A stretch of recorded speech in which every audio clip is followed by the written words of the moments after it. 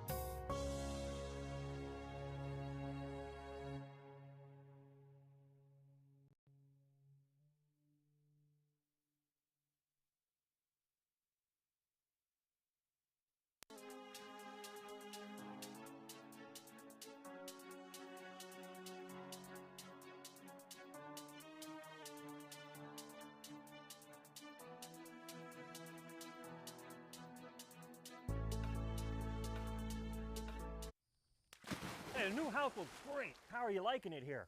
Well, You wouldn't expect this in your home. What?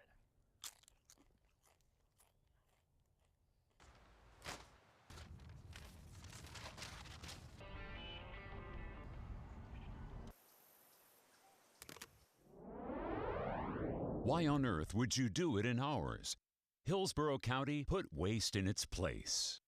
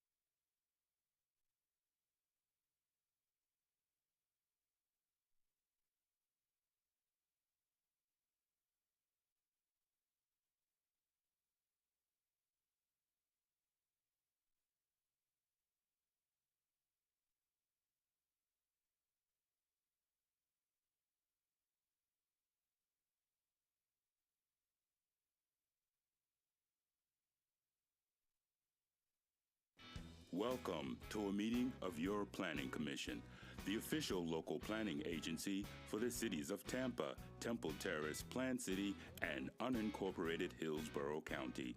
The Planning Commission provides innovative leadership and long-range vision that contributes to the creation of a thriving, prosperous community that offers opportunity, fairness, and choice in how we live, move, learn, work, and play. For more information about the Planning Commission, please call 813-272-5940. Follow us on social media or visit our website at planhillsborough.org. Good afternoon and welcome everyone to the August 8th, 2022 regular meeting of the Hillsborough County City-County Planning Commission. We thank you for attending this meeting. Your comments and participation are encouraged. To minimize feedback in the audio, all online participants in the meeting will be muted until it is their opportunity to speak. Planning commissioners should unmute themselves to indicate that they would like to speak. Please be sure to state your name at the beginning of your remarks for the benefit of the clerk. There will be an opportunity for members of the public to provide comments. When your name is called, you will be unmuted when it is your turn to speak. Please wait until the chair calls on you to begin speaking. State your name at the beginning of your comments and adhere to the time limits. If anyone has difficulties or is watching via HTV and would like to provide comments to be included in the record for local government hearing, please email them to planner@plancom.org. That's planner@plancom.org. For action items, the meeting will be conducted as follows. The agenda item will be introduced. Staff will give their presentation with a 15-minute time limit. The applicant will be given the opportunity to make a presentation with a 15-minute time limit. Following presentations, members of the public may address the Planning Commission when recognized by the chair. Public comment will be heard for 3 minutes per person. The applicant will be afforded a 3-minute period for rebuttal or response. Planning commissioners will ask questions. Public comment will be closed. Then upon a motion, a second, and a discussion, a vote will be taken. With that introduction, I would like to ask Commissioner Cardenas to lead us in the prayer and the Pledge of Allegiance. Would all please rise. Heavenly Father, we come before you today with praise for your mighty power and guidance. Thank you for this day, and thank you, too, for the many blessings in our lives, for our great country, and for the opportunity to live in freedom. We ask your blessings on our leaders, and we ask that you give each one of us here today the wisdom to make the right choices so that our decisions will be in the best interest of the people of Hillsborough County. Pledge allegiance to the flag of the United States of America and to the republic for which it stands, one nation, under God, indivisible, with liberty and justice for all.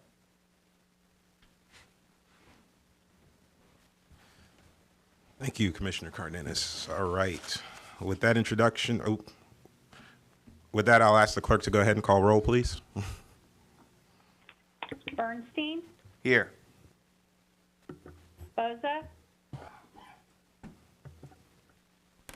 Cardenas, Here. Fernandez, Handy,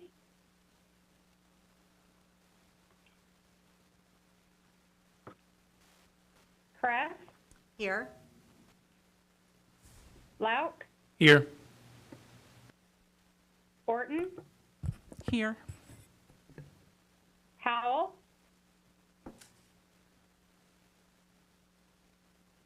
Rodriguez, Here.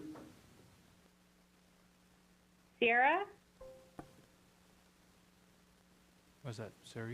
Joseph, Oh, you here? Here.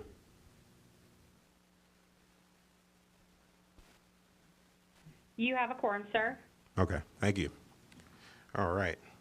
Next up is the approval of minutes for the following meetings. Regular meeting, June 13th, 2022. The public hearing on the City Plan Amendments, June 13th, 2022. The regular meeting, July 11th, 2022. And the public hearing on Hillsborough County Plan Amendments, July 11th, 2022.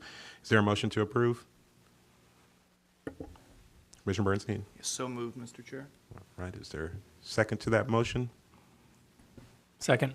All right, it's a motion to approve by Commissioner Bernstein, a second by Commissioner Lauk. No, seeing no discussion from the commissioners, I'll ask the clerk to go ahead and do a roll call vote on that item. Bernstein, Yes. Boza, Cardenas, Yes. Fernandez, Handy, Kress, Yes. Lauk, Yes. Powell, Sierra, Yes. Joseph. Yes. Motion carried 6-0. Thank you. All right, our next agenda item is number 2, public input for items not scheduled on the agenda, and we didn't have anyone sign up, so we will move on to item number 3, action items. And the first one is 3A, the appointment of the TPO Citizens Advisory Committee representative, and the presenter is Melissa Zornita. Good afternoon, Commissioners. The Planning Commission, as a voting member of the Transportation Planning Organization, has the ability to appoint a member to their Citizens Advisory Committee. For the last 6 years, that representative has been Rick Richmond. He has decided not to serve anymore. And we have one applicant in your packet who we advertised on our website, in our newsletter, in the newspaper. We put in ads. And we had one applicant who is before you for consideration today. Unfortunately, he had something come up for work. Otherwise, he is planning to attend to say a few words. Thank you. All right, thank you. Is there any discussion from the planning commissioners this item? All right, close public comment and open it up to motions on this item from the planning commissioners. Commissioner Bernstein? Thank you, Mr. Chair. I would move that we support and approve Mr. Newman's application to become a member of the TPO Citizens Advisory Committee for a 2-year term. Second, Commissioner Kress. All right, motion to approve and appoint by Commissioner Bernstein, a second to that motion by Commissioner Kress. Any more discussion, commissioners? Seeing none, I'll ask the clerk to go ahead and do a roll call vote on that item. Bernstein, Yes. Boza, Cardenas, Yes. Fernandez, Handy, Kress, Yes. Lauk, Yes. Powell, Sierra, Yes. Joseph. Yes. Motion carried 6-0. Thank you. All right, next item up is 3B, the FY23 through FY27 unincorporated Hillsborough County Capital Improvements Program and Capital Improvements Element Schedule of Projects Update, and the presenter is Diego Guerra.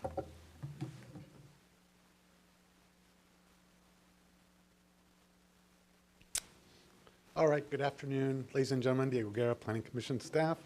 This item is the Planning Commission's review of Hillsborough County's FY23 through FY27 Capital Improvement Program and Capital Improvement Element Schedule of Projects Update. This is an action item, and a resolution is provided for your vote. The review was conducted in accordance with Chapter 97 of 351, which requires the Planning Commission conduct a review of the CIP annually. Chapter 163, Chapter 163 of Florida statutes requires that the annual update to the schedule of projects be conducted annually, and as such be reviewed. The schedule of projects is found in the within the capital improvement element of the comprehensive plan, and would be updated with the schedule found in your packets. The update is accomplished by ordinance. As such, Planning Commission staff also conducted a review of scheduled projects as well. The review examined the CIP and the schedule of projects for consistency with the county's comprehensive plan, as well as plans from adjacent jurisdictions. Displayed, displayed on the slide is a summary of capital improvement projects, which are placed into 8 program areas. As you can see on the slide, the largest groups in terms of funding are transportation, water enterprise, and solid waste. The total proposed funding for the 285 projects is a little over $3.1 billion. This slide depicts the percentage of projects addressing level of service. As you can see, over 93% of projects do address levels of service. The first step in reviewing the capital improvement program and the schedule of projects for consistency was to look at the projects identified by the county as addressing levels of service, and to see how the schedule compared to those priorities outlined in the capital improvements element policy 1.E.2, which states funding should first be expended on projects that maintain level of service and eliminate existing deficiencies before expending funding on projects to serve future growth. As you can see on the slide, over 68% of those projects are slated for projects. Of those funds, over 68% of those funds are slated for projects that either address, eliminate deficiencies, or maintain levels of service. Utilizing geospatial data, Planning Commission staff also looked at the projects which were analyzed to ensure consistency with related future land use element and one water chapter policies pertaining to the urban service area. 42% of the funding is for projects within the urban service area. Projects in the rural areas include replacement and renovation of existing facilities, parks, and trails. The reason for funding expenditure in the rural area being higher than that of the urban service area is due to a couple water enterprise projects. However, none of these projects encourage growth or sprawl within the rural area, and no water or sewer lines are planned for the rural area either, which is supported by future land use objective 1 and one water policies 3.13 and 4.31. Capital improvement element objective 5 also states that public expenditure and infrastructure and facilities in the coastal hazard area should be minimized and limited. With this being said, staff also utilized analyzed projects with GIS that had available geospatial data to determine their proximity to the coastal hazard area. And found that 14 of these projects are within the coastal hazard area. These projects either serve existing development, renovate, replace existing facilities, or enhance public access to natural areas. This would be considered minimal construction and ensures that the county property and expenditure is not subject to unnecessary risk. Therefore, the CIP is consistent with the policies found in the comprehensive plan.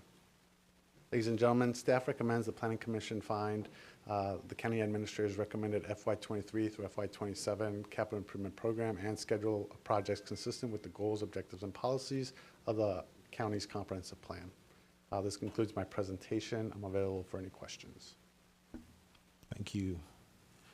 All right. We didn't have anyone sign up for public comment on this one, so I will turn it over to the commissioners for discussion or comments. Not seeing any, I will go ahead and close the public comment on this item and open it up for motions. Commissioner Bernstein.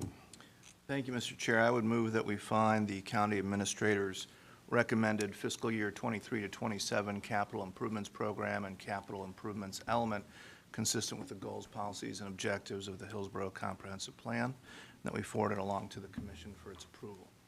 Thank you. Have a motion of approval. Is there a second to that motion? Commissioner Soria? I'll second it. All right. We have a motion of approval by Commissioner Bernstein, a second to that motion by Commissioner Soria. Is there any more discussion or questions from the commissioners? Not seeing any at this time. I'll ask the clerk to go ahead and do a roll call vote on this item. Bernstein, Yes. Cardina, Yes. Kress, Yes. Lauk, Yes. Sierra, Yes. Joseph. Yes. Motion carried 6-0. Thank you. All right, our next item up is 3C, Section 27-183, City of Tampa Land Development Code Text Amendment, Sign Standards in the Central Business District. And the presenter is Jennifer Malone. Good afternoon, Planning Commissioners. This is Jennifer with your Planning Commission staff. I'm going to present on the Land Development Code Text Amendment, Sign Standards in the Central Business District, and then I'm going to turn it over to Eric Cotton with the City of Tampa. This is in the January 2022 cycle. It is privately initiated. Essentially, the proposed language is changing Section 27 of the Land Development Code. There's new regulations in the table for signage to allow projecting signs. So the language states that projecting signs will be allowed in the Central Business District, provided specific criteria are met, such as size, the way that they're hung, and et cetera. So the comprehensive plan supports a consistent sign program to reduce the visual clutter of signs. And we found that the proposed language will not have an adverse impact on the Central Business District, and it's consistent with the policies related to supporting new and innovative design in the Central Business District. So with that, Planning Commission staff found it consistent, and I'll turn it over to Eric Cotton now. Good afternoon, Eric Cotton, Development Court, or City of Tampa. Let me change this to the. Okay.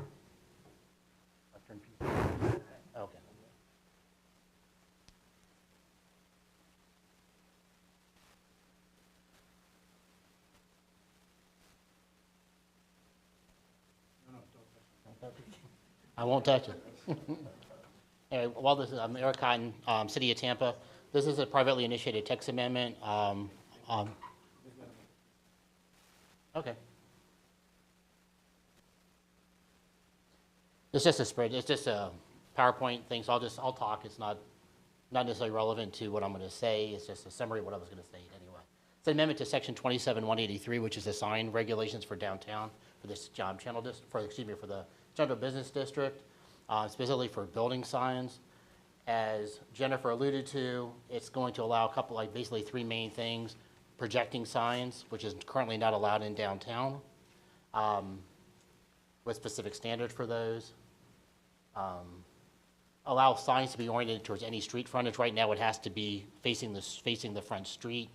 So this would allow somebody who's on a lot that has a parking lot in the back, for instance. If it was downtown, they could put a sign on the rear of the building directing people to the location where they're going to.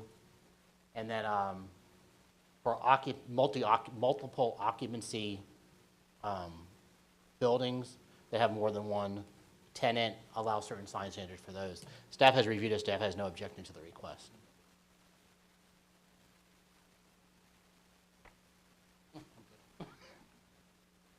Are we going to Do you have any questions for city staff?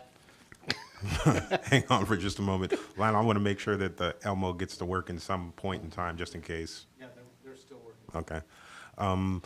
We didn't have anyone sign up for public comment on this item, so at this time, we will turn it over to the commissioners for questions or comments, discussions on this item. Not seeing Commissioner Bernstein. It's probably so obvious it doesn't need to be asked, but is there a definition for a projecting sign, or is it just by definition it projects onto a separate? Basically, that's correct. I don't have the exact verbiage, but that is, it's basically a sign that projects off the building versus a sign that faces flat to the frontage of the building. Got it. Thank you. You're welcome. Commissioner Soria. So when the sign is developed, does it still has to go through a city approval, whether it meets the standards or the codes, or? Yes, permitting will still be required for signage. That won't change. Okay, thank you. You're welcome. All right. Any more questions from the commissioners? Discussions? All right. Not seeing any at this time. I will go on ahead and close the public comment and open it up to motions on this item from the commissioners. Commissioner Kress. I can make it. I think this is great, so I'd be happy to move for approval. Right. We have a motion to approve by Commissioner Kress. Is there a second? Commissioner Bernstein. I will second that motion. All right. We have a motion of approval by Commissioner Kress, a second to that motion by Commissioner Bernstein. Any more discussion, comments from the commissioners? Not seeing any. I will ask the clerk to do a roll call vote on this item. Bernstein, Yes. Cardenas, Yes. Kress, Yes? Lauk, Yes. Sierra, Yes. Joseph. Yes. Motion carries 6-0. All right, thank you. Next up, we have item 3D, section 27, City of Tampa Land Development Code Text Amendment, amend bonus provisions. And again, Jennifer Malone. Thanks, Planning Commissioners. Again, Jennifer Malone with your staff. This one is related to amending the bonus provisions in the code. It is also within the January 2022 cycle, and it is also privately initiated. The proposed language seeks to amend this section of the code. Many future land use categories in the city of Tampa have a bonus structure built in. So if you were in the residential 20 designation, for instance, it's not a straight 20 dwelling units per acre. It's actually 18 dwelling units per acre by right, and the applicant has to enter into a bonus agreement to receive up to that full 20 dwelling units per acre. But it's called a bonus provision agreement. They enter into it with the city of Tampa. There's a variety of mechanisms to get there, but there is a cost factor ratio. Currently, it is 10-1, and the applicant is seeking to reduce it to a 100-1, and it would only affect the properties in the Channel District. In essence, this is going to support the comp plan policies related to streamlining requirements or delays and improve the time frame for residential development. It's also going to promote more mixed-use residential infill development in the Channel District. And so Planning Commission staff found it consistent, and I'm going to again turn it over to Eric Cotton. Thanks. Good afternoon again, Eric Cotton, City of Tampa. So as Jennifer just indicated, this is a change to check section 27-140, the bonus provisions specifically for the Channel District only. And as Jennifer alluded to, right now the ratio for the cost ratio is 10 for every $10 you get for every, make sure I get this right. For every $1 you get $10 in equivalent bonus. So what this is changing it, for every $1 you're getting $100. For every $1 you get 10. Now you're going to get, for every $1 you're going to get $100. So in the sample that was up here, for example, right now at a 10-1 ratio, it's roughly in the sample that LaShawn had prepared, it was, let's say, was almost $700,000. Now with the 100-1 per unit kind of thing, or per square footage, whatever it would end up being, this will now be for every 100-1 makes it for would be, instead of being $700,000, it's $70,000. It's going to increase.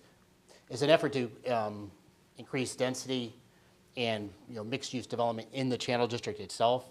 Again, it doesn't apply anywhere else in the city, and it's this will take effect after adoption. Any new requests for bonus this would apply for if it's approved.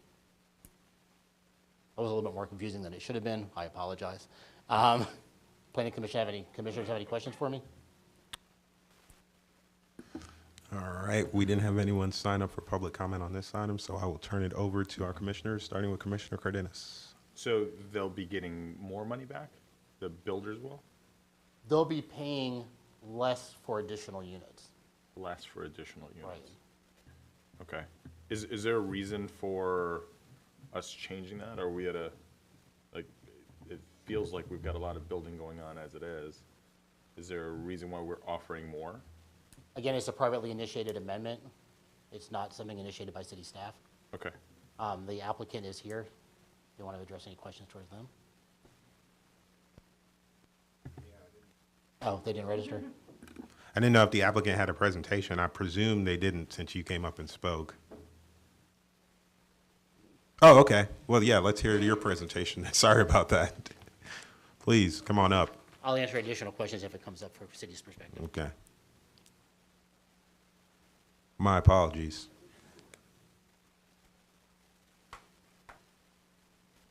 Hi, everybody. My name is Colin Rice, law firm of Shoemaker, Loop & Kendrick, 101 East Kennedy Boulevard, Tampa, Florida, 33602, Suite 2800. Here on behalf of Ken Stoltenberg, the applicant in this privately initiated text amendment. So we'll just briefly recap, and we're going to thank Jennifer Malone, LaShawn Dock, Eric Cotton for all of their work on this. And really, it's just a simple adjustment to the bonus cost ratio to lower the barrier to increased density in the Channel District, one of the few remaining very appropriate high-density places central to the urban core. We've had a neighborhood information meeting, we've had a city council workshop, all with very positive feedback. And I'll turn it over to Mr. Stoltenberg, who's had years and years of experience with the Channel District and can speak to its evolution over the years and how this has served as more of a barrier than an incentive for where we need this density. Good afternoon, ladies and gentlemen. I'm Ken Stoltenberg. I reside at 1208 East Kennedy Boulevard, Unit 510 in Grand Central at Kennedy. I've been developing in the Channel District for almost 20 years now, and the bonus density provision, I was actually one of the ones who helped write it when they did, I think it was in 2007 or 8, and we had a lot of unmet needs in the Channel District as far as infrastructure, and the CRA didn't have a lot of money, so we came up with a way that we thought would incentivize development, and we said that if you are granted increased density, you would pay for it, and we set a ratio, which was 10 to 1, which was at the time kind of arbitrary because no one had ever done it. Over the years, because of the success of the Channel District, the tax base has gone up from about $38 million to over $1 billion. Because of that, the land values are now over 10 times what they were when this was enacted, and the construction costs have probably gone up about 300 to 400%. So when you average that in, the amount that developers have to pay to go over the bonus is exorbitant. It's currently about 4 times the amount of impact fees that you would pay for sewer, water, schools, and that type of thing. So since the Channel District has been blessed by a lot of really good quality developments, there aren't, with the exception of the port property, a lot of big lots left. Therefore, the ones that are lend themselves to point towers, which are, you know, if they're either high-end apartments or condos, they're your friend because they generate a lot of money in taxes. If we don't amend the bonus density, everybody's going to stay at 3.5, and the buildings that will be developed there into the future are going to be worth about half as much as they could be. Also, the list of things that you're supposed to do to get bonus density have largely been met because of the growth of all of the developments there and the money going into the CRA. CRA is going to take in over $10 million this year.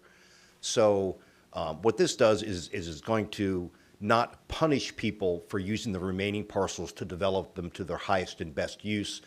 And no developer in the Channel District has made a substantial monetary contribution through a bonus density agreement in over 15 years. So what we've been doing hasn't been working. The only person who did make a substantial non-monetary contribution was me, because Madison Street Park, I gave them a third of the land for $10, the city, so they could do it. That was something that I hoped would be repeated. It hasn't been. So this makes economic sense. It's going to help the Channel District grow. And what I would say is the Central Business District, which is adjacent to the Channel District, has no bonus density. You can go as dense as you want. We're not trying to change the amount of density or alter the character of the neighborhood. We're just encouraging the last remaining parcels to be developed in a way so they'll generate as much tax revenue for the city going out decades, and can be developed in a way that makes sense for folks like me who seek to come in and take properties that are, you know, obsolescent and make them the highest and best use possible. With that, I'll answer any questions. All right, thank you. All right, running it back again. We didn't have anyone sign up for public comment, but I will kick it over to the commissioners at this point in time. If you have any questions or comments. No, seeing no lights. Oh, yes, Commissioner Cardenas. So I guess just for understanding, so over the period of time since this was originally developed, you're saying that as developments have occurred, they haven't chased they haven't gone to the bonus level. Very few. Because of this. So well, they could have been. When it was enacted, it made economic sense, but because of the increases in land price and construction costs, the ratio needs to be amended, and it was contemplated in the Land Development Code that it would be amended from time to time. It just never has been. Got it. Can you give us an idea of just a scenario? Sure. I have a project in the Channel District called Elevate 61. We are at 7 FAR, and the bonus density that we have to pay to the city is about $2.2 million per the current bonus density agreement. Unfortunately, that is one of the reasons why it hasn't been developed yet. That's over 4 times the amount of impact fees that we have to pay to develop that project, that if it was located 2 blocks away in the central business district, they would pay 0. We're not saying that they shouldn't pay something. We're saying that if you incentivize something, you get more of it. If you disincentivize something, you don't get any of it. This hasn't worked, and it's not going to work unless we change it, because people won't go over 3.5.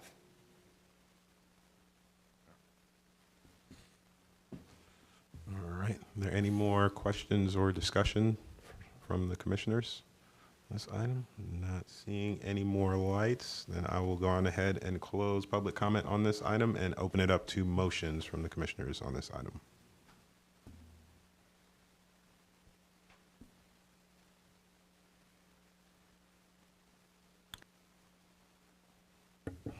Commissioner Bernstein. Thank you, Mr. Chair. At this time, I would move that we find proposed LDC text amendment via Section 7 pertaining to amending the bonus provisions consistent with the goals, policies, and objectives of the Imagine 2040 Tampa Comprehensive Plan, and that we pass that recommendation along to the City Council for their consideration. That is a motion of approval by Commissioner Bernstein. Is there? Commissioner Kress, I'll second. All right. Second to that motion by Commissioner Kress. Is there any more discussion on this item by the commissioners? Not seeing any comments. I'll ask the clerk to do a roll call vote on this item. Bernstein? Yes. Cardenas? Yes. Kress? Yes. Lauk? Yes. Sierra? Yes. Joseph? Yes. Motion carried 6-0. Thank you. Next up, we have 3E, Section 27, City of Tampa Land Development Code Text Amendment, Tampa Heights Overlay District Development Standards, and the presenter is Jennifer Malone. Jennifer Malone with your Planning Commission staff. The applicant has requested a continuance on this item to November 7th Planning Commission meeting. All right. So do I take a motion on that? I guess I have to just turn it over to motions from the commissioners, or is there discussion from the commissioners on this item? Tracy, got discussion from the lawyer?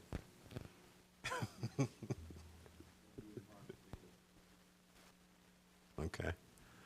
All right, I'll open it up to motions from the commissioners then, if there's no questions. Motion to continue?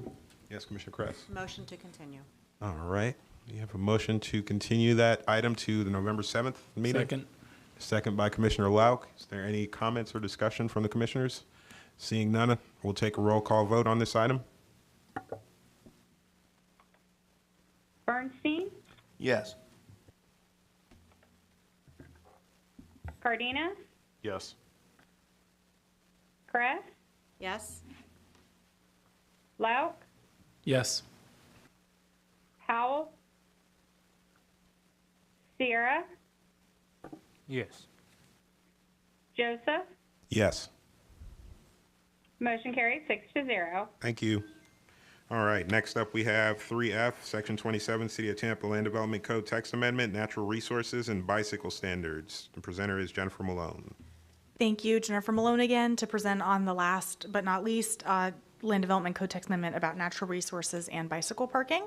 This is I apologize, it says publicly initiated, but that is a mistake. This is privately initiated. The applicant is here, and it's part of the January 2022 cycle. There's a lot of changes within this packet. The applicant is proposing to amend the definition of a grand tree. They're also going to disincentivize preservation of camphor trees due to their medium-low wind resistance. As you all know, we live in an area that gets a lot of tropical activity, so having a tree that has medium-low wind resistance probably isn't the best planning. They're also proposing a weighted calculation method for minimum retention requirements percentages to capture the importance of individual species within the larger tree canopy population, as well as an enhanced definition of buffer landscaping. And then lastly, there would be a standardization of the dimensional standards of bicycle parking for all uses and prohibiting the use of a substandard rack option within the Land Development Code. So many of these changes are furthering the recommendations of the city's urban forest management plan, which is supported by the comprehensive plan. And as well, clarifying and streamlining the standards of bicycle parking will provide clarity to the developers and support multimodal options throughout the city. And that is also very much supported by the comprehensive plan policies. So Planning Commission staff found this consistent. The applicant is here, and I believe he has a presentation, and city staff is available for any questions as well. Thank you.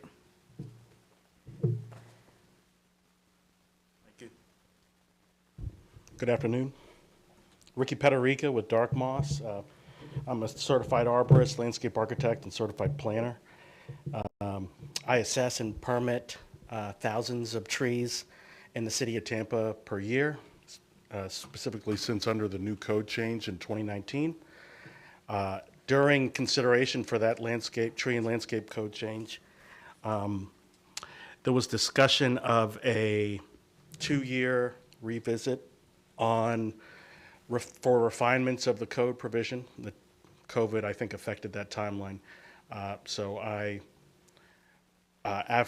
after the experience gathered implementing the tree code daily, wanted to assist staff in proposing some refinements. And so I'd like to go through those quickly in a little bit more detail so you understand what's going on.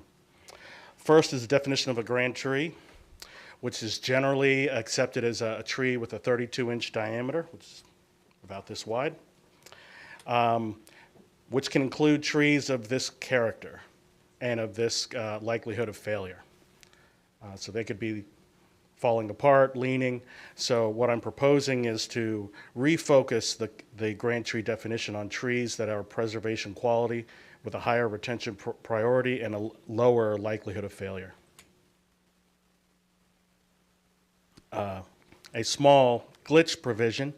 The Seminole Heights Code has a standard for proposing tree replacement. Trees in the nursery are typically measured with caliper, which is shown here at 6 inches above the base. What it currently requires is a minimum 4-foot caliper, which is a tree of this size.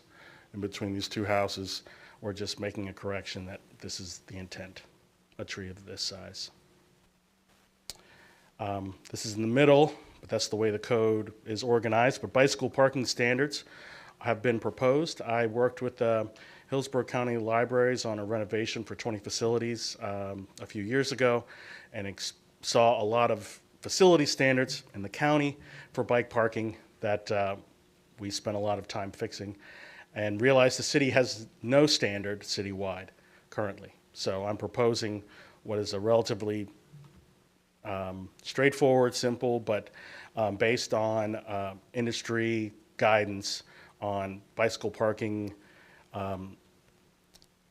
standards relative to location, minimum clear zone, and construction standards. It includes selections of bike racks that are promoted, that provide two points of contact, better connection to the ground, and it disincentivizes bike racks that are less intuitive and not recommended by bicycle and pedestrian professionals. Also providing required bicycle parking count, similar to the off-street parking count, and bicycles will be required anytime a vehicle parking is. Back to trees. Campers are considered a Category 1 invasive species, but there's plenty of streets in the city that have camphor trees as their street tree, and that was recognized during the code change. So we didn't want to make camphors exempt by their very nature of being on the exempt species or the invasive species list. And the invasive species list organization even says, don't do that. Do not use our list primarily to exempt species. So there is still some value to camphors recognized in the city, but there's been some complications on how mitigation has been calculated. So I'm proposing to simplify those calculations, simplify where those calculations are nuanced, and while not diminishing the value of camphors when they're in good conditions, it does diminish the value of camphors when they are adjacent to wetlands or other environmentally sensitive areas where their invasiveness is more pronounced. A provision that comes up in a lot of the rezonings that I work on are the minimum retention percentages of the city, which they have standards citywide for trees, for the number of trees that you need to preserve based on the number of trees that were there prior to development. Whether it was a virgin hardwood hammock in New Tampa or a redeveloped West Tampa parking lot with 3 cabbage palms in it, those percentages apply regardless of the existing condition. And that sometimes creates challenges because any tree is one tree and any other tree is one tree. So a fair condition holly and a beautiful, amazing live oak under this provision are exactly the same tree. So with guidance from the Urban Forest Management Plan, we've tried to narrow in what the management plan is trying to actually protect, what trees count towards this number, what trees don't. The code is unintentionally silent in some areas, and provide flexibility, optional flexibility. So this can be complex if you want it to be, or a simple ratio before, using a weighted percentage to identify trees of higher value, larger size, and give them more retention priority over trees that are smaller and poorer in condition. I'm not going to go through this one, but there's a very challenging buffer table that we've tried to simplify. We're also clarifying a staff policy of applying minimum parking width standards for trees. That's based on research or supported by recent research done on tree roots impacting hardscape elements that they're adjacent to, sidewalks and curbs. So now this new research now informs what the Tree and Technical Landscape Manual, or Tree and Landscape Technical Manual, suggest, and now it's going to be part of the main code to provide suitable planting area for trees and for buffers to have appropriately sized trees and shrubs included. And I thank you for your attention and welcome any questions. All right, thank you. We didn't have anyone sign up for public comment on this item either, so we will turn it over to the commissioners for questions or comments, discussions. I'm not seeing any. Oh, Commissioner Kress.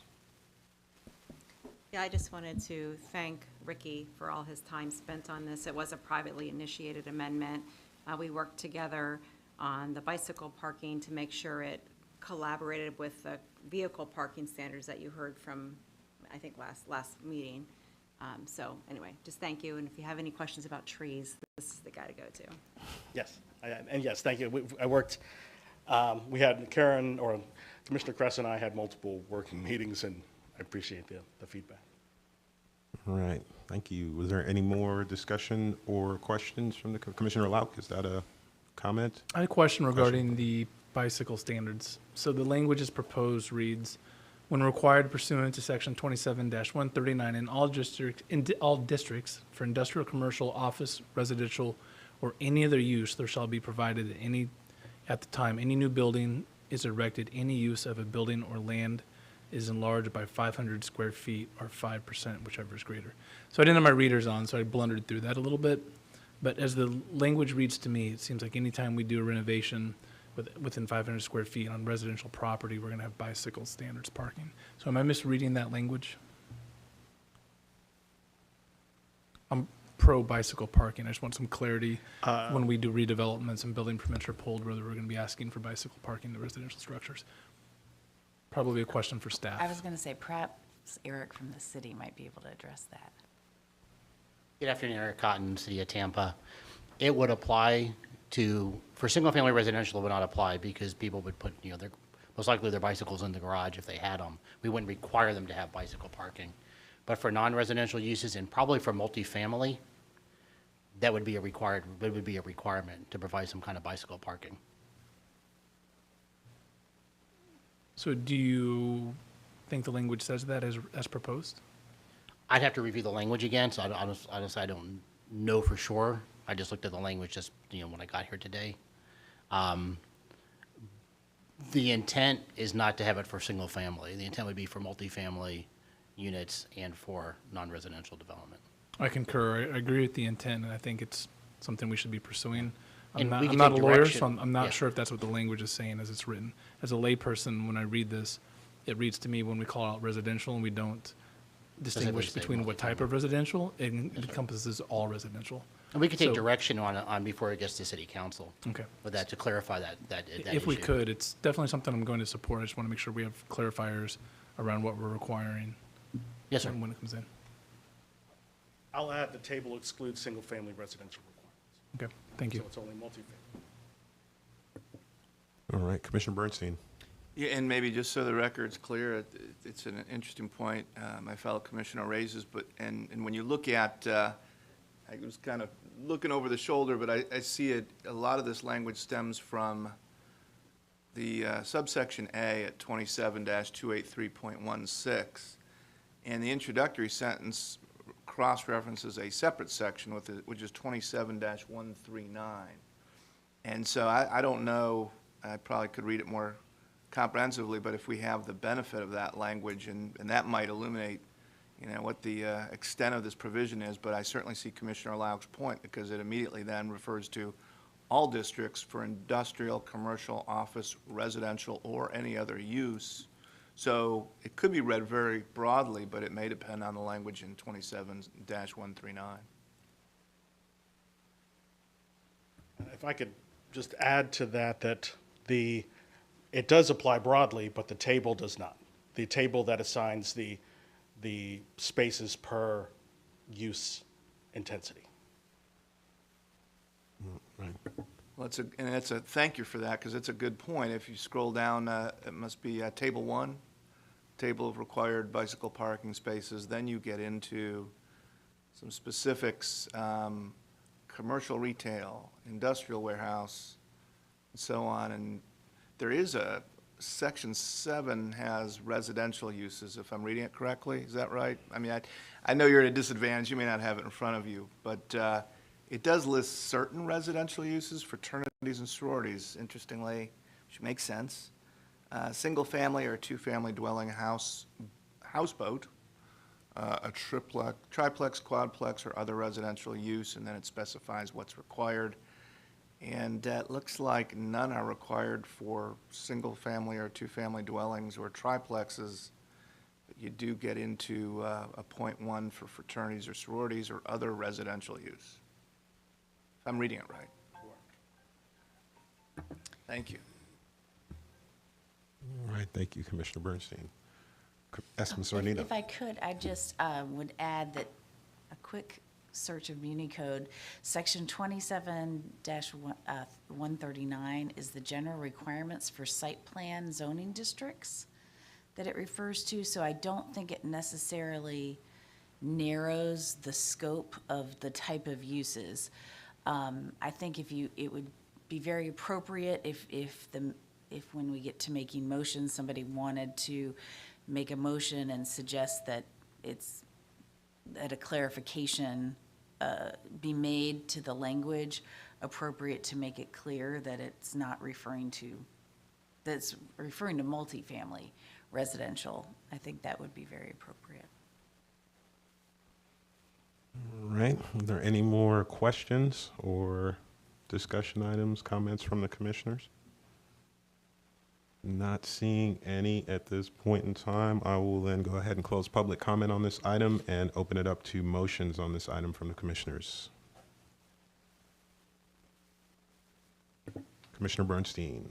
I'll take a shot at this. I'm going to make a motion that we find, that we approve proposed LDC text amendment within Section 27 pertaining to natural resources and bicycle standards as presented to us today for approval, and then pass that recommendation along to the City Council with the suggestion that we pursue, or they pursue, some clarifying language with regard to the scope of this provision and its application to multifamily residential dwellings.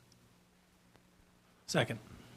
All right, we have a motion of approval by Commissioner Bernstein with a request for a clarification of the scope to make sure we're not including single family. And a second to that motion by Commissioner Lauk. Is there any more discussion, comments, or questions on this item from the commissioners? Not seeing any at this time, I will ask the clerk to go ahead and do a roll call vote on this item. Bernstein? Yes. Cardenas, Yes. Kress, Yes. Lauk, Yes. Sierra, Yes. Joseph. Yes. Motion carried 6-0. Thank you. All right. Our last action item is 3G, and it's an amendment to the professional services contract with PSG, and the presenter is Melissa Dickens. Hi, good afternoon, Commissioners. Melissa Dickens, Planning Commission staff. This item is an action item this afternoon. It is an amendment to the contract that we have with Pritchett Steinbeck Group. They're our consultant on the future land use assessment. And I'm giving the presentation this afternoon, but we'll also note that Jennifer Malone is co-managing this project. And in terms of background, the future land use assessment contract was originally approved by this Planning Commission back in April of this year. That contract specifies that PSG is to look at different aspects of the future land use section that require a greater level of analysis. So future land use categories and policy provisions that provide a bonus or an incentive. You heard about one of those a little bit earlier today, the code implications of that. The consultant is also looking at the effectiveness of policy provisions and categories. It's intended to be a technical evaluation, so overall a really technically focused look at our future land use section in the comprehensive plan. And originally when staff put together this scope, outreach was anticipated following the recommendations, so we could have public outreach and engagement before the changes were proposed for the future land use section. But as you'll see today, staff has identified a need for touch points with the public earlier in the process. We had a lot of success as part of our outreach on the City of Tampa vision. We heard from a number of community members, got some really great feedback, and we established a lot of trust with the community. We want to keep those early conversations going as we move forward with this portion of the comprehensive plan. So this modification would enable the consultants to reach out to the community early in the process, provide the community an opportunity to shape the recommendations that come forward. Planning Commission staff, city staff, and the consultant identified a need to meet with the general public, the public at large, neighborhood leaders, the leadership of our CRA, CACs, and also the development community. And this request today is a modification to the contract with PSG. It's an increase of $13,800 to the budget, and that is for this outreach and engagement. This modification also includes, this modification includes meeting with the public and then 3 stakeholder coordination meetings. It also includes preparation for those meetings and then summarizing and incorporating the results. And due to this additional outreach, the project timeline is also proposed to be extended to April of next year. And staff recommends that the Planning Commission approve this modification to the contract with Pritchett Steinbeck Group, or PSG, for public engagement. This would increase the contract budget by $13,800 and extend the contract end date to April 28th, 2023. This concludes my presentation, and I'm available if there are questions. Thank you. All righty. We had no one sign up for the public comment on this one either. Is there any comments or discussions, questions from the planning commissioners on this item? Yes, Commissioner Lauk. Just to be clear, the original contract and its scope of work didn't contemplate outreach into the community? That's correct. That's correct. So the original exhibit where we talked about the budget, we had task 3 report recommendations for $29,838. One of those line items included stakeholder meetings, so I haven't seen how stakeholders defined within the contract, but did that contemplate planning commission, staff, other folks down the line? That was speaking more to planning commission and staff stakeholders. The recommendations were going to be vetted by the community following their development, but we recommend that we engage with the community earlier in the process. Got it. Thank you. All right, are there any more questions from the commissioners or comments, discussions? Not seeing any at this time, I will go on ahead and close the public comment on this item and open it up to motions from the commissioners on this item. Commissioner Lauer. I move we approve the modifications to the contract with PSG for public engagement, increasing the contract budget by $13,800 and extending the end date to April 28th, 2023. All right, motion to approve from Commissioner Lau. I hear a second from anyone out there? Commissioner Kress. A second. All right, we have a motion to approve by Commissioner Lauk, a second to that motion by Commissioner Kress. Is there any more discussion or comments from the commissioners? Not seeing any at this time, I'll ask the clerk to do a roll call vote on this item. Bernstein, Yes. Boza, Cardenas, Yes. Kress, Yep. Lauk, Yes. Sierra, Yes. Joseph. Yes. Motion carried 6-0. Thank you.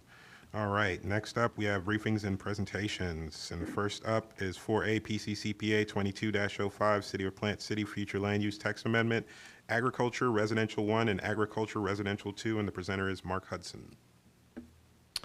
Good afternoon, Mark Hudson, Planning Commission staff. We have 6 plan amendments that we are processing for the City of Plant City in this cycle. I will be briefing you on the first 4, and Ms. Kelly will be briefing you on the last 2. As the chairman said, the first one is PCCPA 22-05. This is a publicly initiated text amendment requested by the Plant City Commission at a workshop on April 11th. Basically, their request to the Planning Commission was to develop 1 or 2 low-density agricultural plan categories to be used very judiciously where issues arise with environmental constraints, or to allow more time to ensure that public facilities are in place before these areas are developed with more intense uses. So Planning Commission staff did go through that process and develop these 2 plan categories, Agricultural Residential 1 and the second one, Agricultural Residential 2. They're very closely based on similar plan categories that are already in place for unincorporated Hillsborough County. The uses that would be allowed under Agricultural Residential 1 include farmstead, ranches, churches, public uses such as parks, single-family homes on large lots, and agricultural production. It would limit the density to 1 dwelling unit per gross acre, and would limit the non-residential uses to 30,000 square feet or a 0.25 FAR, whichever is less intense. These uses would typically be such uses as a church, or more likely an agricultural facility, for example, warehousing. It would allow for the sale of agricultural products on these properties if produced on site. It doesn't allow other type of agricultural products to be brought on site, only if they are grown or produced at that location. Anything more than a single agricultural use, or a single church, or a single family home, any type of subdivision of the property would require that to be served with water and wastewater services provided by the City of Plant City. Agricultural Residential 2 is very similar, and I only point out the 2 items that are different, which includes the density increases to 2 dwelling units per gross acre, and the non-residential uses increased to 60,000 square feet, or still a 0.25 FAR, whichever is less intense. We look forward to coming back with you with our staff report and our findings at your hearing in September, on September 12th. We also have a similar presentation to the Plant City Planning Board on September 28th. Being a text amendment, this does require transmittal to DEO, and that has been scheduled for November 28th. And the final adoption hearing is going to be more than likely early in 2023, but that date has not yet been set. And I stand for any questions on this briefing. Thank you. Are there any questions or comments from the commissioners? Not seeing any at this time. Well, thank you. And we'll go to our next item, PCCPA 22-06. Mr. Hudson. The remainder of the plan amendments we're processing for Plant City are privately initiated, and all map amendments. This is PCCPA 20-06. It is located in the northeast quadrant of Plant City, but interesting enough, it is not within the Northeast Master Plan. It is outside the study boundaries of that analysis. More specifically, it is located east of North Shannon Avenue, south of South Frontage Road, west of North Gordon Street, and north of East Cherry Street. And this shows you the location on their vision map. This is the affected area. It's comprised of 3 parcels circled by the lavender dashed line.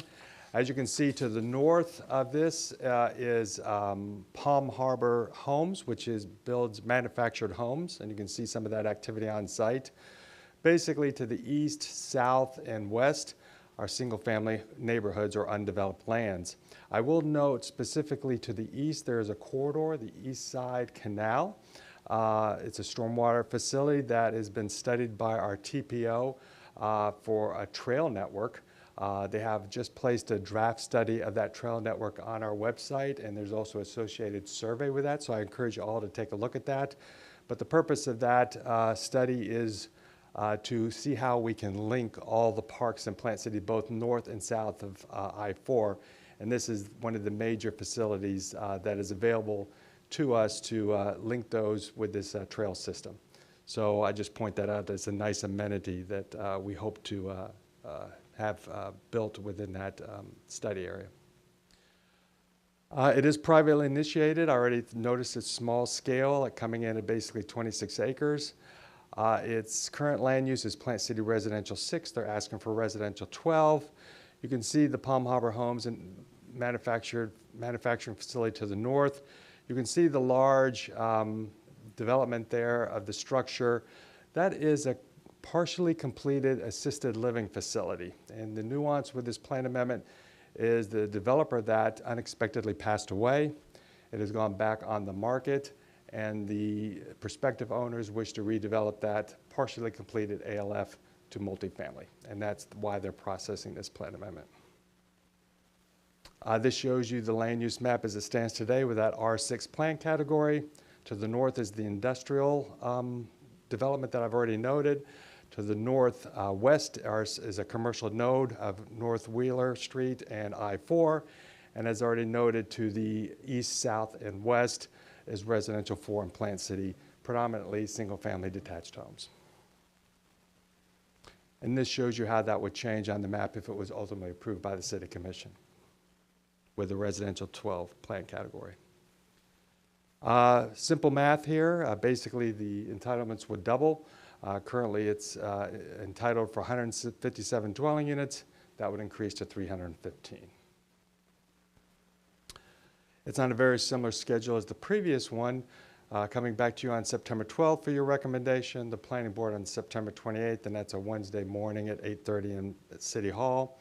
The adoption hearing has not been set due to the processing of the corresponding rezoning, so we don't know when that will be ready. But this, being a small-scale plan amendment, does not require transmittal to DEO. And with that, I stand for any questions. Thank you. Are there any questions or comments from the commissioners? Not seeing any at this time. We will move on to our next item of business, PCCPA 22-07. Mr. Hudson. Again, thank you, Chairman. PCCPA 22-07 is another privately initiated map amendment. However, this one is in the south west quadrant of the city, shown by the star on the vision map. It's south of East Alexander Street, east of Lazy Palm Drive, north of Sparkman Road, and west of the CSX railroad tracks. I will note directly to the west is the Gateway District. I'll be coming back to you this evening with a text amendment related to that, so I'll give you a little idea of the proximity to that text amendment that we are processing this evening. This shows you the site. It's surrounded by the lavender dashed line. It's comprised of 2 parcels, currently undeveloped. Directly to the north of this site is the Plant City Police Department. To the northwest is Whispering Woods, a very large development in Plant City. I already mentioned the planned mixed-use development to the west of the Gateway District as you get to James L. Redmond Parkway. The only access to this site is on Sparkman Road to the south. You may think that there's a road also to the east. However, that is not a road. It's the CSX railroad tracks. This is privately initiated. It is a regular scale plan amendment coming in at 141 acres. The current land use is industrial, parks, recreation, open space. So that's two plan categories, industrial being one, parks, recreation, open space being the second. The applicant is requesting residential 4 and natural preservation. Now, I'll spend a little bit of a moment on this, and of course, I'll give you a lot more detail when I'm back before you in a month. The current land use for this plan amendment is industrial, as you can see by the gray color on the map, and also the recreation and open space, which is the green color on the map. And you can see surrounding this is suburban residential development in the city, both in Whispering Woods to the west and an underdevelopment neighborhood to the east with residential 4. To the north is the Plant City Police Department, which is part of a mixed-use development, and at this location it's being shown as industrial. And to the south is residential 1 in unincorporated county. Now, these land uses have been in place since the late 80s or early 90s. Particularly the recreation open space, I believe, and a little bit of speculation here, that staff was trying to identify a closed landfill. There's a Sparkman landfill that was closed in the 80s, and I think staff was trying to identify with that with the Parks, Rec, and Open Space. It's not exactly shown correctly, but I think that was the process. So I just wanted to note there is a closed landfill on the site, and we are seeking particular counsel on this from the Solid Waste Department of the Environmental Protection Commission to get their input. This map is the first draft. It'll be looking different when I bring this back to you in a month. This shows you the R4 land use of the of Plant City that allows 4 dwelling units per acre. What you don't see is the area that's going to be designated natural preservation. The applicant modified their application to demonstrate that there is no intent to ever develop those lands that are actually on the closed landfill. And you'll see that site designated Plant City Commission with that industrial plan category. I did want to add an additional map in here, and I'll go in this more detail when I'm back before you in a month. But what I've done here is I've flipped the map to allow it to fit on the slide, to fit completely on the slide by 90 degrees. So on your left-hand side is the south, on your right-hand side is the north, where County Line Road connects with I-4. And what I wanted to show you here is this is very much located at the southern terminus of an industrial corridor. You can see the industrial land uses in Plant City and a lot of the large warehouses being built. On the Polk County side, you see a lot of large warehouses as well. Those from Amazon, Publix, Riley Auto Parts, and of course on the Plant City side they have many as well, including Home Depot. So you can see that this is an industrial corridor to the north. However, if I flipped this map and showed you down to Highway 60, it would very much turn into residential uses south of this point. So what are the implications? The existing land use allows 41 dwelling units, and if this was approved, it would almost increase to starting it into the ballpark of 1 million square feet of industrial uses at a 0.5 FAR.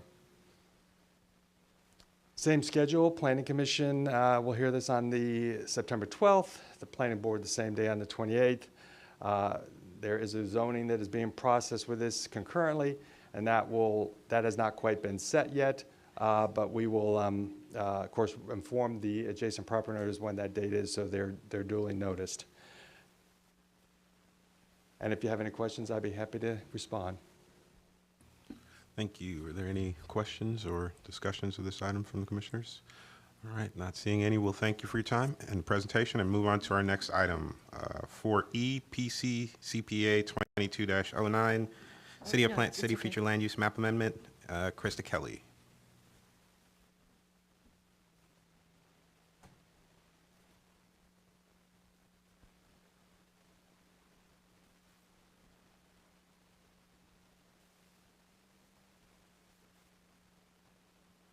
I'm sorry, I'm just trying to get to my PowerPoint real quick.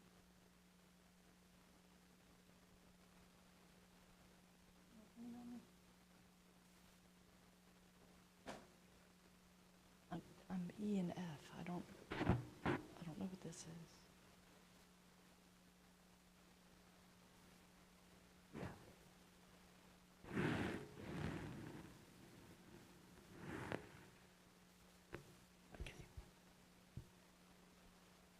I apologize for that delay. Krista Kelly, Planning Commission staff. This evening, I'm presenting to you Comprehensive Plan Amendment CPA 2209. This is a future land use map amendment located in the northeast quadrant of Plant City. As you can see on the vision map by the gold star, it's located in just north of Frontage Road, west of Maryland Avenue, south of Sam Allen Road, and east of Prochie Street. This is a bird's eye view or an aerial of the site, so you can see the existing land uses in the surrounding area. The site itself is used for agricultural purposes. Currently, the surrounding area is a mixture of agricultural properties and rural residential neighborhoods, and then homes on large tracts. This is a privately initiated map amendment, and it consists of 62 acres approximately. Currently, 58 acres are designated Hillsborough County Residential 1. That is the result of the site being recently annexed, and it's in the process of becoming in conformance with Plant City's land use categories. A smaller portion, 7.25 acres, is designated Plant City Commercial. The request is to change both these parcels to Plant City Industrial. This is the adopted future land use map. Again, you can see the site in this light green color. That is the residential 1 category for Hillsborough County, although the site is within the municipal boundary, as are the 2 commercial properties that make up the site to the south. To the north, in Hillsborough County, the area is residential 1. To the south, in Plant City, the area is designated industrial and commercial predominantly. This shows the site, if approved, as designated industrial. What are the impacts as the result of this change? Essentially, it would eliminate the residential development potential on site. Industrial does not allow residential. It allows industrial square footage. Currently, 110,533 square feet of commercial and industrial could potentially be developed on site. With the change, it would increase to 1.4 million square feet of industrial uses. I failed to mention that at this time it could also be developed to up to 82 dwelling units. Mark has gone over the schedule a number of times. It is similar. It's coming back before you on September 12th and to the Planning Board September 28th. This site exceeds the acreage for small scale, so it will be transmitted to the state, and it will come back to the Plant City Commission at a date to be determined. And that concludes my presentation. I'm happy to answer any questions you might have about this. Thank you. Are there any questions on this item from the commissioners? Discussions? All right, not seeing any. We'll thank you and move on to our next item, PCCPA 2210. Again, Ms. Kelly. Thank you. Krista Kelly, Planning Commission staff. This is Future Land Use Map Amendment 2210. Again, you see the vision map on the right and the star indicating the location of the site in the northeast quadrant of Plant City. Specifically, the site's located north of North Frontage Road, just north of I-4, west of Charlie Taylor Road, south of Midway Road, east of North Wilder Road. Again, this is an aerial of the site, and you can see it's predominant open space. It's, according to the property appraiser, used for agricultural purposes, as is the surrounding area. As you see to the north, east, and west, there are scattered residential developments to the south of Swindell Road, and also east of Charlie Taylor Road on the east side here. Again, this is a privately initiated map amendment. It's 206 acres in size approximately.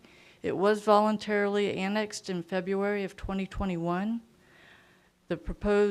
Currently the site is designated Hillsborough County Residential 1, and it's proposed to change to Plant City Industrial. This is the adopted future land use map.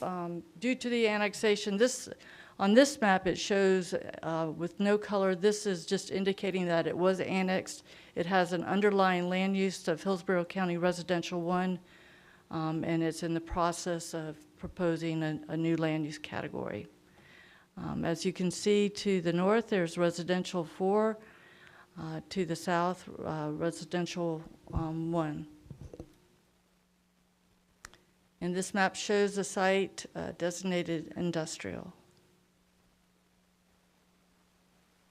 Currently, 206 dwelling units could be potentially developed, and no non-residential uses would be allowed.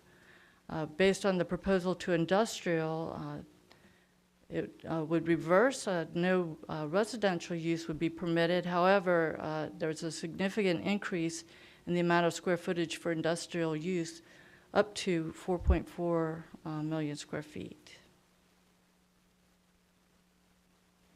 Again, the schedule is similar to the previous amendments. This is a large-scale or a regular amendment requiring transmittal to the state in November. And if all goes well and it comes back to the City Commission, that date for adoption would be the beginning of 2023. And again, I'm happy to answer any questions. All right. Do we have any questions or discussions of this item, Commissioners? Not seeing any. We'll thank you for the information and the presentation. Thank you. And we will move on to our next item of business, 4G, Gulf Coast Safe Streets Summit Invitation. And the presenter is Davita Franklin.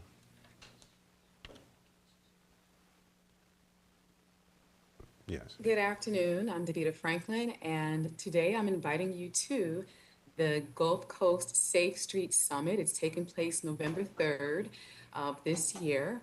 And I'm just going to go ahead and pull up the website so you can just take a look here. So this is, can you see my screen? Yes. Okay, thank you. This is the Gulf Coast Safe Streets Summit.org website.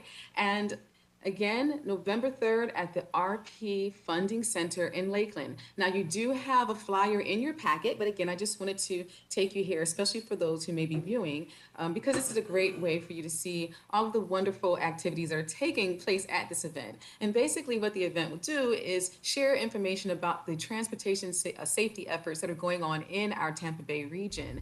And it has some really cool things that folks can experience firsthand. So if you do decide to go, I'll see you at the truck driving simulator activity, where they'll have a simulator set up so that folks can see how it feels to drive a large, big rig and to kind of check out the blind spots that drivers experience. Or we also have the seatbelt safety simulator, which simulates what it feels like to be in a low impact car accident. And so down here, I hear all the sponsors, and at the bottom, you can save your spot right there. So again, this is the Gulf Coast Safe Streets Summit. The website is the same name, .org.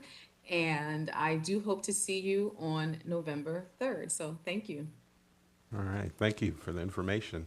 Any questions? Or yes, Commissioner Kress? I'd just like to put in an additional plug for the conference. I've attended the last few that have been around here, and I even went down to one in Miami that they had in South Florida, and they're all really well done. It's a day. I think it's free or it's really low cost, and we can carpool. And I would simply add that if there is a cost to registering, the reason this is on the agenda is the agency certainly would pay for your registration. So just let us know. Oh, interesting. All right. Thank you for the information. All right. Our next agenda item is, we're out of presentations, the Executive Director's Report. Melissa Zornita. Good afternoon, Melissa Zornita, Executive Director. At your seat is a copy of the Executive Director's Report listing some of the highlights of activities over the last month. A couple of updates that I wanted to highlight. At the last couple of Planning Commission meetings, you've had some presentations on the Bus Emphasis Corridors project, which we actually had anticipated coming to you for a public hearing this evening.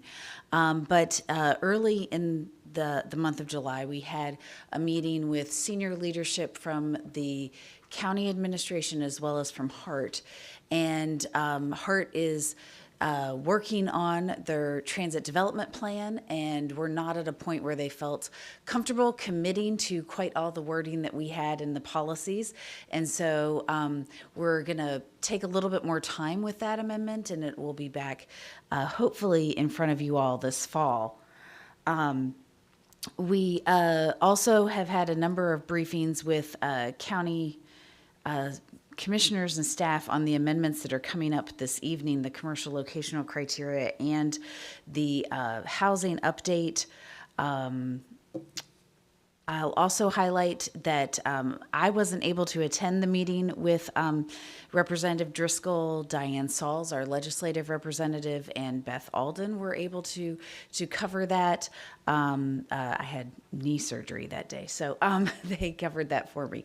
But it was a very productive discussion regarding transportation, the way funding occurs through the state funding process, and how some of the earmarks that have been occurring impact overall our county's funding for transportation. It takes away from that funding.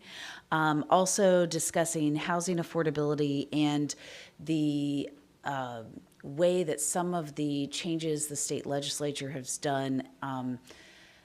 For example, they've done some changes regarding inclusionary housing and not allowing for inclusionary zoning, and that would be something that would be a tool in our toolbox to utilize to increase the stock of affordable housing.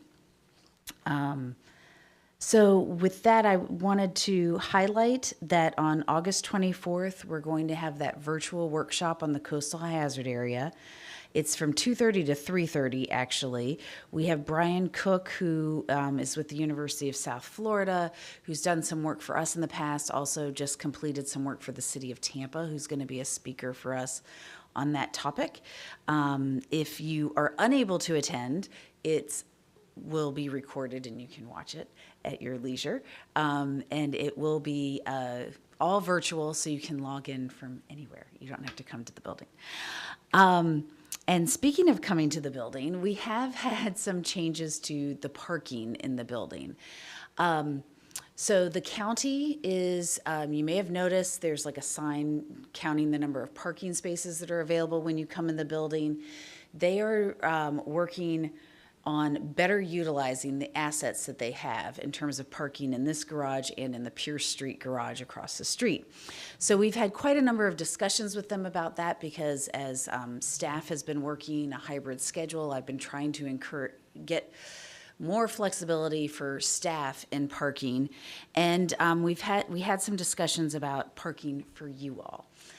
So originally, when the Planning Commission started parking in the building, and I had to go back and research this a bit, it was because your meetings go later in the evening, and so for safety reasons, you all were allowed to park in the building so that you could leave and not have to be parked somewhere else in downtown.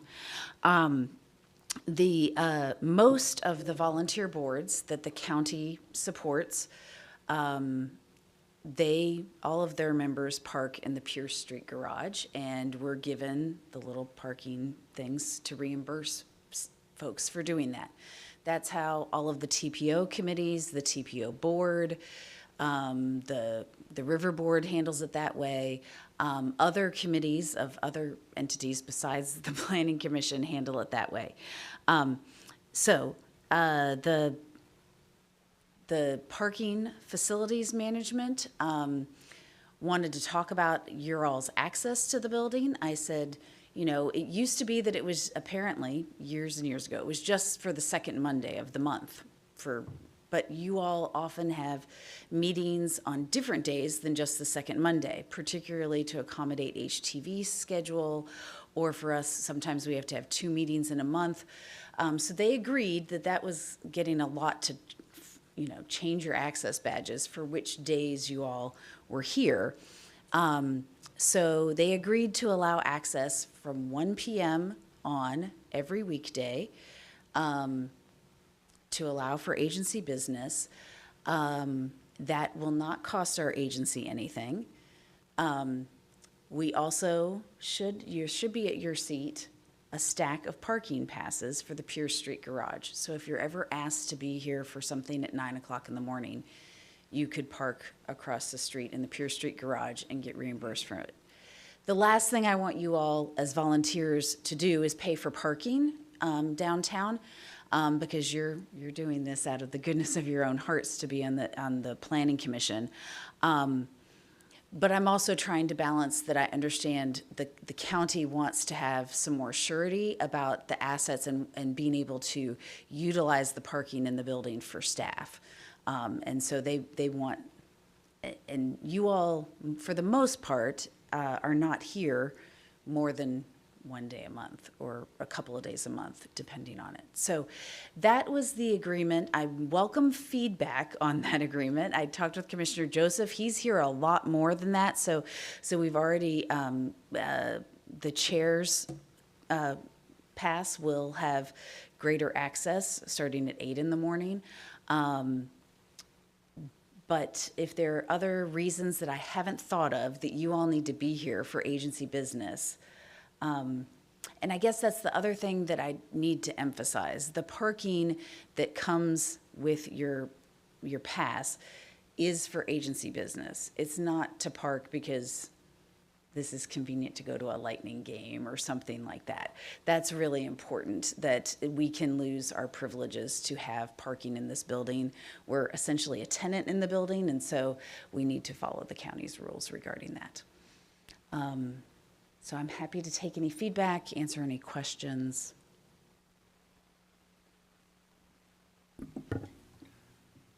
Commissioner Kress. That sounds fair, reasonable.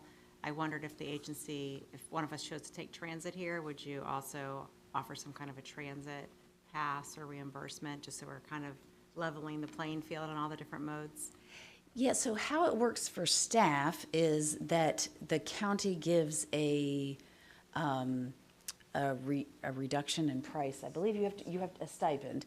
You have to choose. You can't get it for both. Like I can't get cheaper parking and get the cheaper transit pass. I have to choose.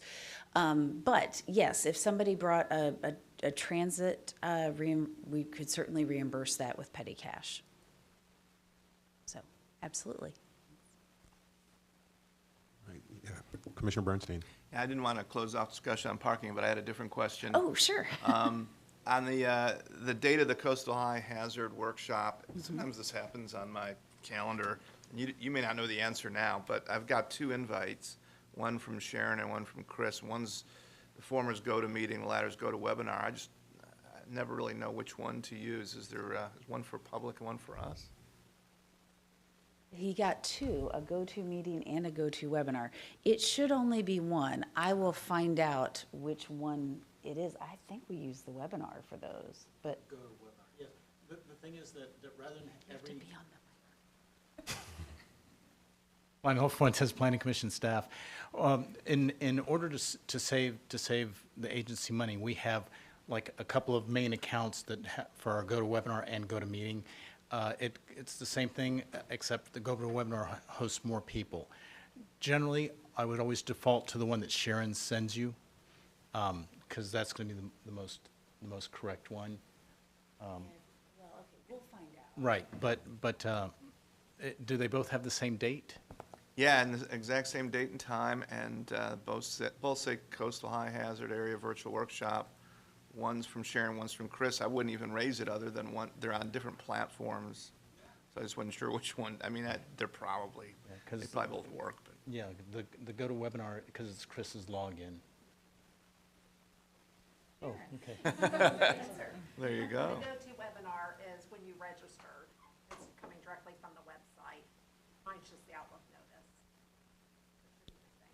Okay, that takes care of that then, thank you. Okay. I'm glad she was listening to the meeting. Yeah, I don't think her emails actually have a link. Chris has, if you scroll down, Chris's actually has like the button to click to join the meeting. Hers doesn't have that. It just indicates it's going to be a go-to Right, meeting. yeah. Okay. Got it. Okay. Use the one with the link, and we can send it out again before the 24th, so we're with the link in it, maybe. I'll have her add it. Any other questions, concerns, comments? Okay, thank you. Right. All right. Our next item of business is other business. All right. Chair's business. I have none. Old business. Anybody has any? I believe Commissioner Lauk might have some new business for us. I do. Thank you, Mr. Chair. I may have some new old business. So for the record, I wanted to expand on my abstention from last month's July meeting on the Fowler Avenue Vision Plan Consultant contract. My employer, T-Mobile, we do business with the company we awarded to last month, so I chose to abstain at that time. So I wanted to read that into the record and let everyone know. Mr. Robin.